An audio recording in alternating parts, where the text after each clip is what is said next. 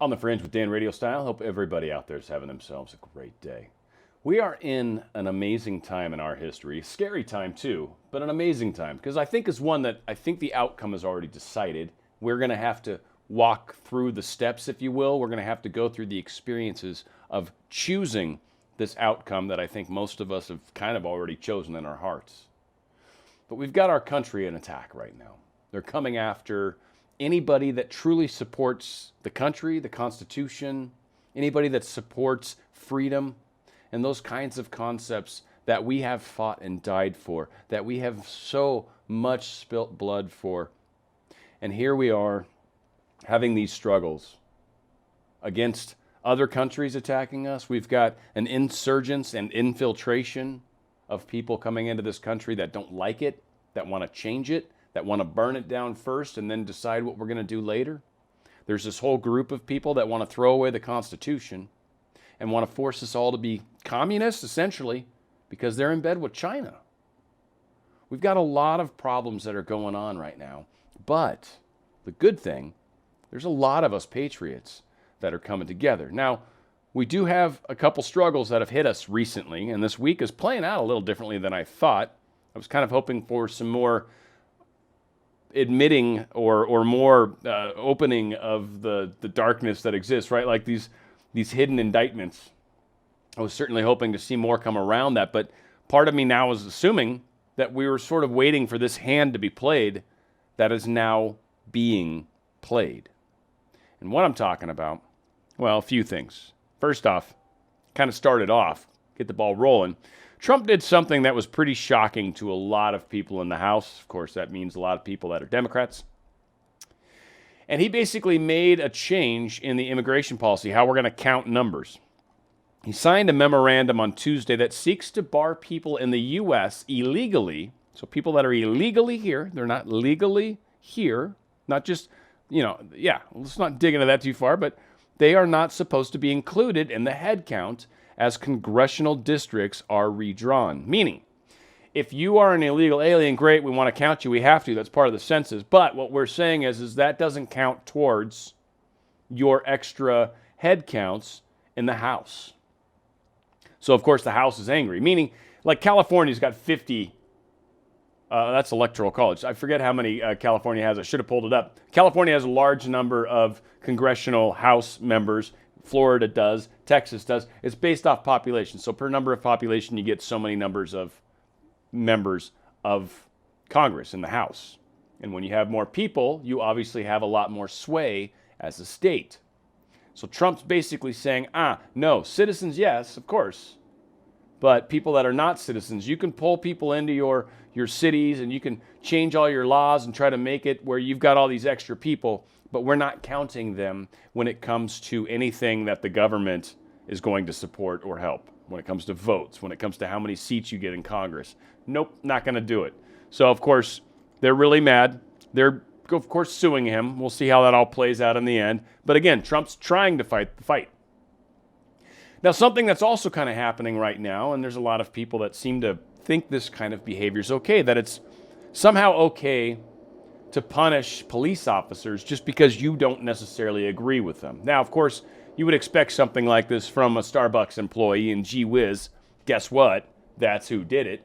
And, well, you might even properly guess that maybe someone from New Jersey Starbucks might have done that, but whatever the case is, Kevin Trejo, he's 21, he's being called out apparently of Westwood, was charged Monday with subjecting a law enforcement officer to contact with bodily fluid, tampering with a cup of coffee, knowing it was ordered by an officer, and for creating a hazardous condition, police said. Now, he spat or spit in the cup, the past tense of spitting. He spit in the cup or spat in the cup. And the way COVID is transmitted, right, that's through saliva and bodily fluids. We have to wear masks so we don't get those mixed on anyone. So the very act of doing this is kind of almost terrorist. And it can be if this was been any other way. They would have called him out as a terrorist act. But that being said, this individual is going to get in a whole bunch of trouble. And the funny thing is he was bragging about it like a retard. So, yeah, guess what? You get in trouble. That's how it plays out. So he did. Bragging about it. Idiot. Something else is kind of interesting, and this really, I always believed that Israel was powerful. I believe that they had one of the Mossad and everything, just unreal. So many things that they've done just from a standpoint of security, from a standpoint of spying. Israel has definitely been in the thick of it and very good at what they do. I never realized how much they seem to truly be in control of a lot of things. A lot of people make those claims, and Mel Gibson pops into mind right now. But what we're starting to find out is that the Maxwell family business, Ghislaine Maxwell, for those of you that thought maybe Epstein was the important one, but we're finding out that she was actually the one pulling the puppet strings. We'll come to find out that her family was very, very closely tied in with the intelligence agencies, with the Mossad. And due to that, they have set up all sorts of different crazy operations. We got one of the most brazen and successful operations conducted by Israeli intelligence on a global scale is undeniably its sale of bugged software programs to governments, corporations, and major financial scientific institutions around the world. That software program, known as the Prosecutor's Information Management System, or by its acronym PROMIS, was originally created and marketed by Insla Inc., company created by former NSA official Bill Hamilton and his wife Nancy. Now, how does this matter? How is this important? Well, they've been spying on a lot of things. And that's one of the things I think when Q has talked about how there's certain facts that aren't being brought to the surface because it could start World War III or because it could literally cause wars between allies. I think some of the things that maybe we've found out regarding how intrusive Israel was into our system of government and maybe how much control they were having over certain politicians. A lot of information is coming out. Now, I will say this. There's still the whole China side. There's a whole separate side of this. I believe Israel and us are, for the most part, united towards the front of China. China's where the deep state really does seem to be, where it's put its roots and really planned on continuing on its survival from China after all of their plans, their 16-year plan of destroying America and many other things, Europe being part of that too. So these things have been in play. Now, what's happened recently, and this is what is going to lead into the couple Q posts that have been released thus far. Google search blacklists major conservative websites in new censorship purge. So Charlie Nash guy tweeted, just noticed that Google has removed several conservative websites from search results, at least on my end in the UK. Red State, Breitbart, Daily Caller, Human Events, and more, all like this page for results. Let's see what he's got going on here that he's sharing. Well, it's not helping a whole lot. There we go. So Human Events, he gets that. Washington Post, Crunchbase, LinkedIn. I guess he's not seeing anything else, right? So several conservative websites are being hidden. Now they've come back. Some small websites as well. So some concerns. This is Google, of course. And we talked about some of the things that were going to happen. And again, this is going to lead into the next post. Now, what else has been going on? Let's take a glance. Twitter's now banned thousands of accounts for QAnon. And I haven't seen this, but this is what supposedly is being shared from Twitter Safety.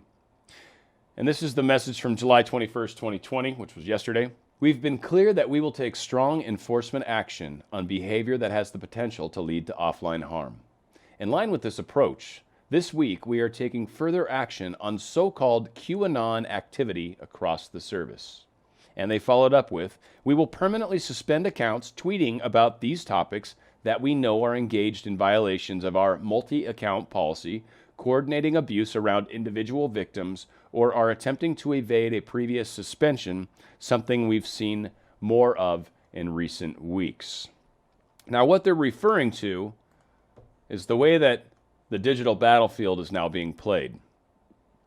Twitter is getting very serious about trying to figure out how people are creating these second accounts and how they're able to continue to try to post stuff that Twitter doesn't want. So let's just refresh ourselves with post 4509, which is what they're refreshing here in 4611, right? So 4509. You have been selected to help serve your country. Never retreat from the battlefield. Twitter, Facebook, etc. Use other platforms as a form of centralized command and control. Organize and connect. Bridge through linking is the target. Bridge through linking, link stuff, embed links, links within links. Makes it very tricky to sort of figure out what these other stories are. They can't embed too terribly far. They can't go to a link to a link.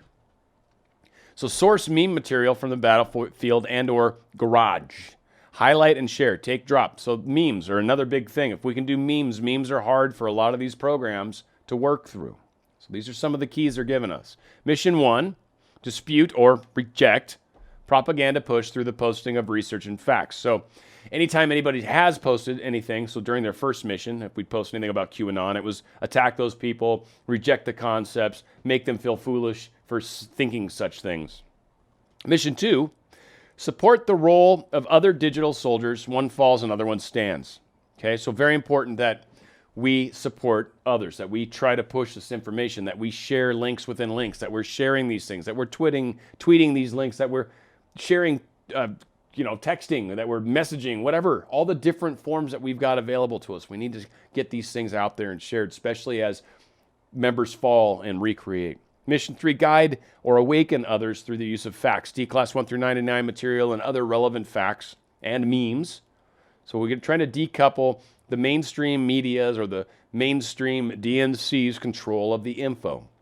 We're trying to change the narrative. We're trying to inject our narrative into their narrative because their narrative lacks facts. Their narrative lacks any sort of real information. They've just got a lot of emotion-based stuff. They show an image and then make an emotional statement about it and get people fired up. Now, a lot of the times when they take that image and pull it into context, if you will, step away from it a hair, you actually start to notice that something led up to it. Much like the kid from the Covington High School, right, wearing the hat, and the guy comes up banging the drum in his face. And everyone instantly assumes the kid's guilty, and he wasn't. When you actually stepped back and saw the video, you saw that this guy actually approached the kid, and he basically didn't know what was going on. Now you have an adult that's basically getting in a kid's face. That's kind of messed up. That's not cool. So again, a lot of stuff is going on. Mission 4, learn to use camouflage. This is the big one they're calling out right now.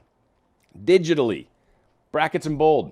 You want a primary account suspended, terminated, use of secondary. There's ways that you can camouflage who you are. It's not hard to open up additional accounts. You don't necessarily have to be checkboxed. There's a lot of the times when you're a smaller account and have fewer followers, you're less of a risk and sometimes can get things through. There's ways to move around that. Mission 5, identify strengths and weaknesses, personnel and, of course, designated targets through Twitter and Facebook and others. Examples, right? Memes. Again, failure to read through the use of the algorithms. Memes can't do it. It's kind of like they were referencing this to Tron, and I hope there's enough people in this movement that even know what Tron is, but I'm assuming there's a lot of people that are definitely younger, have never seen the movie. But there was a central computer that was really trying to manage everything. It was a very humanistic approach at trying to understand AI. But essentially, that's kind of how these things work. They've got these small little areas that they can kind of focus on, and there are ways that we've suggested here where you can kind of make that difficult. You can get around it. You can cause complexity to it. You do links within links. You're doing memes. All these things have a way to pass the information where it doesn't necessarily get picked up by their algorithms. Game theory, information warfare. Again, this is what this is all about. Welcome to the digital battlefield. And importantly, together we win. And it's still back to the same thing, information warfare. They are banning QAnon, not because it's fake, that's what they're saying, but not because it's fake. The most hated search term, and I don't know if I'm going to find this in one of the other articles or if it was in something else I read. Most hated search term, Trump. Second most hated search term, QAnon. That whole thing. It is causing a lot of ruffles. We're doing something positive. It's worth continuing to discuss. Post 4612, they're reposting again, 4093. In reality, they're not after me. They're after you. I'm just in the way. And this is, I think, one of the cooler things that this Q has posted. I think this is very true to what's really going on. I think Trump agreed to do something, knew that he was going to take a lot of flack, and I'll guarantee you it was way worse than he ever imagined. yet he hasn't given up on us. He didn't run and let the country fall to these people. He stayed there and taken the abuse. And actually, right now, and probably in all reality right now, his life is in jeopardy because of something Nancy Pelosi was just talking about, how she's been doing the failover of government, right? Following up and getting all up to speed on that. You know, if something should happen to the president and the vice president, she becomes the next in line to take charge. And she's talking about that. So again, that's one of those deep state little hints that they like to throw at people that, hey, guess what? There's a target on your back. Now, I think Trump's probably had a target on his back for a while, but things are getting so severe so quickly. He's using executive orders. They've given him this power, but they don't want him to use it the way he's using it. They want him to use it like a dictator, but he's actually using it to benefit us, and they hate that. So on this post, many thousands of MSDNC direct attacks have failed to control the reach or to sway opinion or prevent the growth of people having free thought. They have not been able to kill free thought like they thought they could.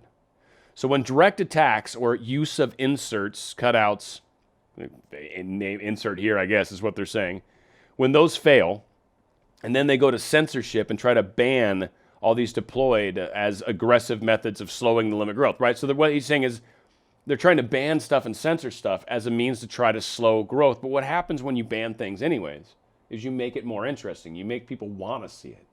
So all this discussion about how this is wrong, this is wrong, this is horrible, has actually caused a lot of people to look into it. So next, more acts of violence and frame up. So they're going to, of course, have more violence, try to blame that on the right, and try to blame that on the patriots, or try to even pull people into their fight so they can totally blame them. Controlled information disinformation system, which was designed to control you, is threatened big time. It's not working like it used to. They used to have total control of the airways. They used to have total control of the opinions. They no longer do. The masses are rising. The people are awakening. If you post no threat, quote unquote, reach in topics, meaning all the stuff we're talking about, if it's just a bunch of hooey, if it's a bunch of flat earth people talking, and that's all this is, then they wouldn't worry about it. They wouldn't make it illegal. They wouldn't start banning people. So obviously there's something to this. So if you pose no threat to their control or their information dominance, the fact that they can no longer say this is what's going on because now you've got, no, there's facts over here, here, and here of what's actually going on, you're lying. They're not used to that. They're not used to not being able to just say whatever they want and then say, well, some made-up source said so. Oh, okay, well, then it must be true. Not anymore. Those days are done. So they would not need to continue to expend ammunition on us if we were not winning, if we were not making a difference. If you listen to the news, it sounds like we're making no difference. It sounds like everybody out there is saying, oh, these people are crazy, don't listen to them. But would they go to this much effort if that were the case? And the fact that they're saying it on the news and saying that everybody's screaming this and then carefully choosing which scenes they share with us, it just goes to show how hard they're having to work to make it seem like the masses are saying one thing, but the reality is starting to change. Again, these couple buddies I work with, one of them super liberal, the other one's kind of more middle centrist liberal. And again, just listening to these two talk and the questions they're starting to ask and the things that are being said, it's giving me great hope. So they would not care if we were nobody. They would not care at all. So number 2 attack topic, right? And this is where that came in. So the number 2 attack topic, and then the number 1 attack topic is the POTUS. This is where that whole thing was coming from. So the first person they attack, president. Next, us. So all for a conspiracy? Who's all in, huh? I'm all in. Information warfare, that's how this game's played. It's infiltration, not invasion. They're trying to infiltrate. We're stopping that. Infiltration only works if you allow it, and we aren't. We're causing a major change with that. We're making great strides. See if we got any fresh posts. I don't think we do. We do not. So again, a lot going on. If you want to support my channel, please do so. Please subscribe to the channel, hit the bell icon. There's a PayPal link below if you want to help support the channel. Obviously, they kill the monetization anytime I do a Q video, so it is what it is. I am fortunately employed in other ways, so it's not the only way. But if you do want to help, I always appreciate it. Where we go one, we go all. Let's support one another, folks. Let's love one another. Even our crazy liberal friends, let's love one another. It's on the Fringe with Dan Radio Style.